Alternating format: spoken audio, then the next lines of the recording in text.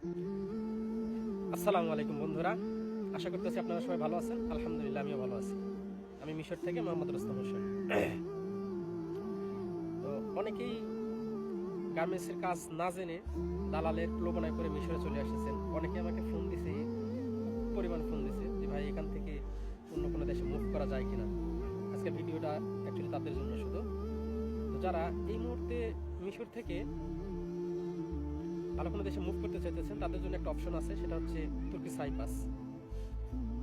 সেখানে খুব তুর্কি সাইপ্রাস সম্পর্কে আসলে বলার কিছু নেই। তুর্কি সাইপ্রাস সম্পর্কে যদি জানতে চান ইউটিউবে সার্চ দিলে দেখতে পাবেন যে তুর্কি সাইপ্রাস সম্পর্কে কীভাবে কাজ করা যায় বা কেমন দেশ, সমস্ত কিছু ডিটেলস হয়তো ইউটিউবে সার্চ দিলে দেখতে পারবেন, সমস্যা নেই।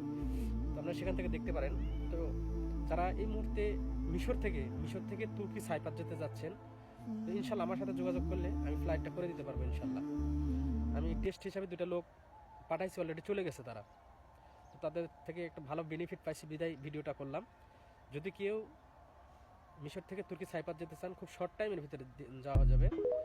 গিয়ে পৌঁছানোর পরে টাকা, আগে কোনো অগ্রিম টাকা দিতে হবে না। গিয়ে পৌঁছানোর পরে টাকা, শুধু একটা জামিনদার লাগবে। বাংলাদেশের এজেন্সির কাছে একটা জামিনদার রাখবেন, সে এখানে বসে থাকবে। আপনার ফ্লাইট হবে, যে আপনি পৌঁছাবেন, পৌঁছানোর পরে আপনাকে বলবে যে আমি পৌঁছে গেছি, তারপরে আপনি ব্যাস পেমেন্টটা করে দিবেন।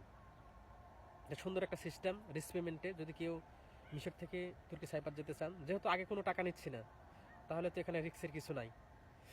হ্যাঁ, যদি এসে কেউ বিপদে পড়ে যান, বিপদে পড়ে থাকেন, অনেকে আছে দালালে অনেক রকম কথা বলে যে মিশরে নিয়ে যায়, মিশর থেকে অন্য ইউরোপের কোনো দেশে মুভ করাবে। এর আগে আমার কাছে কায়রো থেকে একজন ফোন দিয়ে আমার বাসায় বেশ কিছুদিন ছিল, প্রলোভনার শিকার হয়েছে তাটা। তো আমার বাসায় বেশ কিছুদিন ছিল, তার কিছুদিন চাকরি নিয়ে দিয়েছিলাম, মাসখানে চাকরি করছিল।